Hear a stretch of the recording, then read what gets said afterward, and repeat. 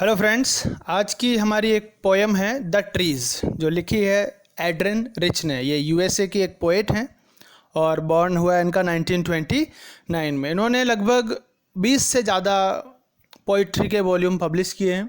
एक फेमिनिस्ट हैं और एक रेडिकल पोएट हैं। इस ट्रीज़ पोएम में हम देखेंगे कि किस तरह से पोएट ने कॉन्फ्लिक्ट जो है बिटवीन मैन एंड नेचर उसके बारे में बताया है कि ग्रोथ और डेवलपमेंट जब सोसाइटी का हुआ तो ह्यूमंस ने क्या किया, नेचर को उनके फ़ायदे के लिए यूज़ किया और नेचर को बहुत ज़्यादा हार्म पहुंचाया।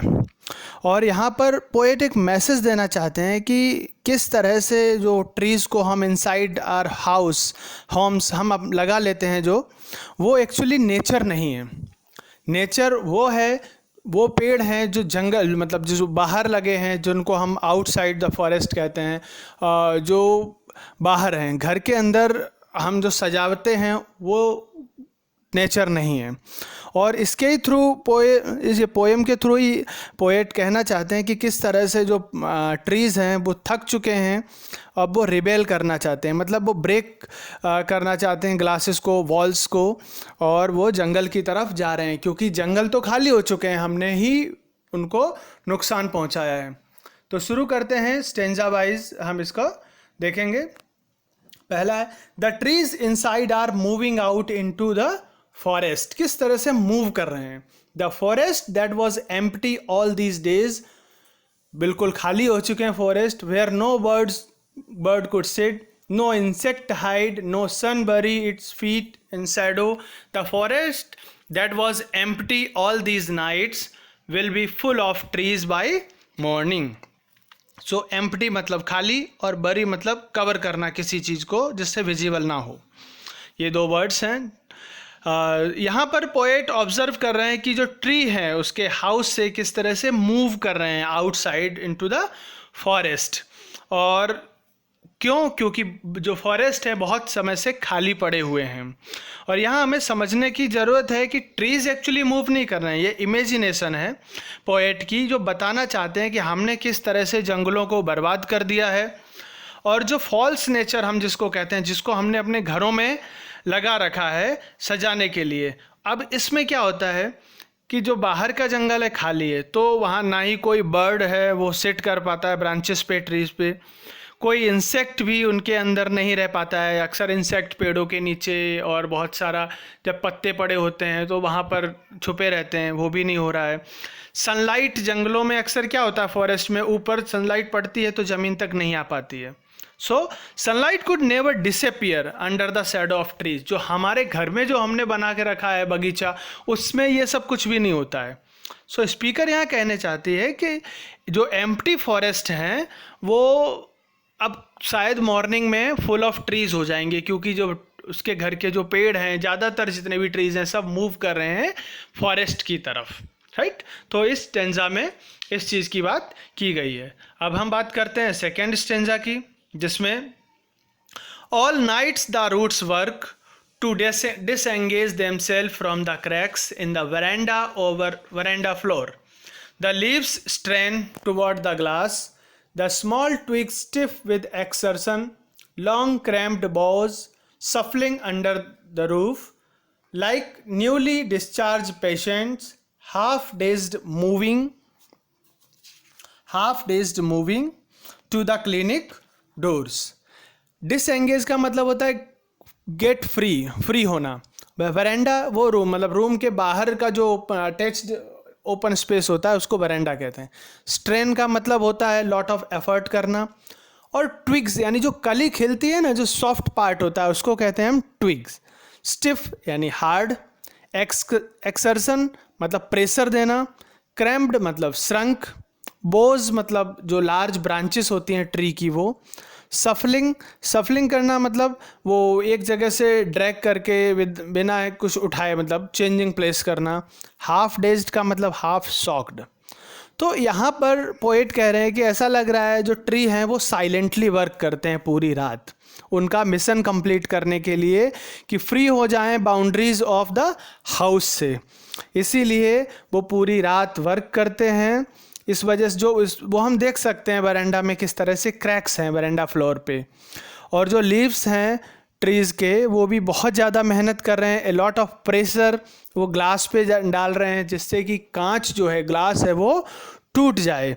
और जो स्मॉल ट्विग्स हैं, मतलब जो छोटी कलियां हैं, वो भी टफ मतलब हार्ड हो गई, क्योंकि वो एफर्ट कर करके, मेहनत करके, प्रेशर इतना अप्लाई किया है कि अपने आप को फ्री करने के लिए, कि वो जो सॉफ्ट ट्विग्स थी वो भी हार्ड हो गई हैं।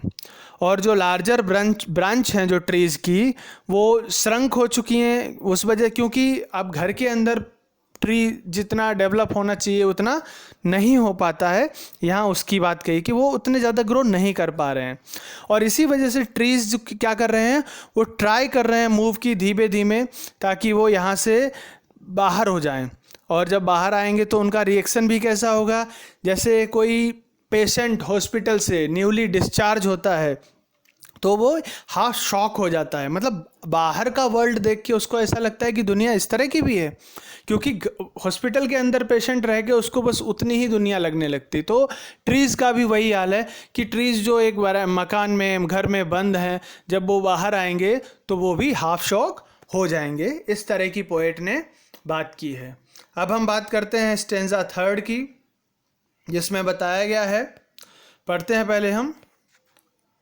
I sit inside, doors open to the veranda, writing long letters in which I scarcely mention the departure of the forest from the house. The night fresh, the whole moon shines in a sky still open. The smell of leaves and lichen still reaches like a voice into the rooms. यहाँ poet ये बताना चाहते, पहले थोड़े हम word देख लेते हैं जो टफ हैं। स्कैर्सली का मतलब हार्डली, डिपार्चर मतलब जाना, और लिचन का मतलब होता है क्रस्टी पैचेस, जो पपड़ीदार हो जाती है, जो ट्री के ट्रंक के ऊपर जब हार्ड पैचेस हो जाते हैं, उसकी बात की गई है। यहाँ पोइट बता रहे हैं, मतलब अपने घर में बैठी हुई है और वो देख रही है कि जो डोर है वहाँ पर बैठ के लेटर्स लिख रही है, राइट, वरांडा में बैठ के। और वो भी ये चीज़ को मेंशन करती है कि शायद ही लेटर में उसने कभी ट्रीज़ की बात की है जो मूव करके एम्प्टी फॉरेस्ट की तरफ जा रहे हैं।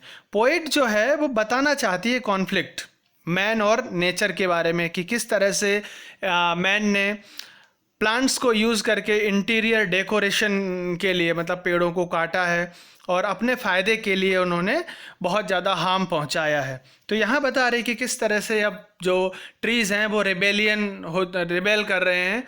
So nature against man, they strive to go outside, वो चाहते हैं, पेड़ चाहते हैं कि किसी भी तरह से घर के बाहर जाएं ओपन फुल मून में, राइट, जहाँ पर मून पूरा शाइन करता है ओपन स्काई में, और नाइट भी एकदम फ्रेश है। बाहर का एटमॉस्फेयर हमेशा ऐसा ही होता है। द पोइट जो है वो स्मेल कर पा रही है वो लीव्स और लिचन्स जो ट्रीज़ में से मतलब कि जो that reach her room like a voice, ऐसा आवाज़ साउंड की तरह वो महसूस कर रही है उस स्मेल को, क्योंकि वो एफर्ट कर रहे हैं बाहर जाने की, तो उसको महसूस हो रहा है। ये बात की गई है स्टेंजा थर्ड में। अब हम शुरू करते हैं stanza four and last. My head is full of whispers which tomorrow will be silent, listen the glass is breaking. देखो कैसे, सुनो कैसे ग्लास टूट रहे हैं। The trees are stumbling forward, trees आगे बढ़ रहे हैं, इन टू द नाइट, रात में, winds rush to meet them, और हवा भी चल रही है उनसे मिलने के लिए तेजी से। The moon is broken like a mirror, कुछ पेड़ इतने लंबे हैं कि मून भी टूट गया है, like a mirror. Its pieces flash now in the crown of the tallest oak, और जो उसके टुकड़े हैं वो टॉलेस्ट ओक पे क्राउन की तरह लग रहे हैं। चलो इसको देख लेते हैं। सबसे पहले हार्ड मीनिंग्स। विस्पर्स का मतलब होता है फुसफुसाना, लो हशिंग वॉइसेस। साइलेंट मतलब क्वाइट, शांत। स्टम्बलिंग का मतलब होता है वॉक कंटिन्यूसली। रस मतलब हरी, जल्दबाजी में। फ्लैश का मतलब है शाइन। और ओक ये पेड़ का नाम है। तो ये स्पीकर कह रही, मतलब उसको लग रहा है, वो सुन रही है आवाज़ जो लीव्स और लिचन से आ रही है, और ये जो साउंड है वो मॉर्निंग में यहाँ नहीं होगा। उसको ऐसा लग रहा है कि जो ट्रीज़ हैं वो जंगल की तरफ चले जाएंगे रात में ही, और यहाँ उसके घर में नहीं दिखाई देंगे कल तक। स्पीकर ये चीज़ सुन भी रही है कि देखो कैसे ग्लास टूट रहे हैं, मतलब ट्रीज़ की ब्रांचेस ग्लासों को तोड़ रही है, क्योंकि एफर्ट जो ट्विक्स कर रहे हैं कंटिन्यूसली तो ग्लास टूटता है और जो ट्रीज़ हैं बहुत तेज़ी से बाहर की तरफ जाएंगे।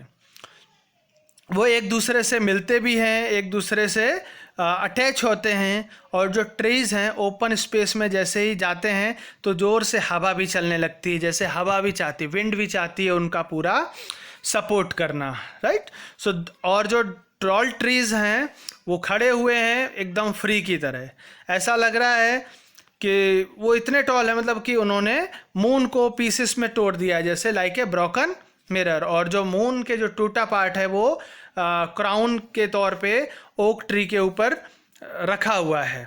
यहाँ पर हम देख सकते हैं कि किस तरह से जो मून को इमेजरी है वो बताई गई है कि किस तरह से ग्राउंड और स्काई के बीच में कुछ पेड़ हैं, और ये one can only look at parts of the moon, right, not full moon.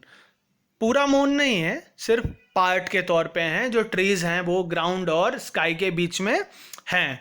तो इस तरह से पोएट ने बताया है कि किस तरह से ट्रीज़ अब रिबेल करके वो जंगल में जाना चाहते हैं, क्योंकि जंगल खाली हो चुके हैं। ह्यूमंस ने अपने लालच की वजह से जंगलों को ख़त्म कर दिया है अपने पर्सनल फ़ायदे के लिए। तो इसी तरह से नेचर और ह्यूमन के बीच का कॉन्फ्लिक्ट बताया गया है। आई होप आपको ये पोएम पसंद आई होगी। अगर पोएम पसंद आई है तो लाइक करें, कोई डाउट है या क्वेश्चन है तो आप कमेंट कर सकते हैं। चैनल को सब्सक्राइब अवश्य कीजिए और साथ में नोटिफिकेशन बेल भी प्रेस करिए, जिससे आपको फर्दर सभी वीडियोस मिलते रहें। Thank you so much.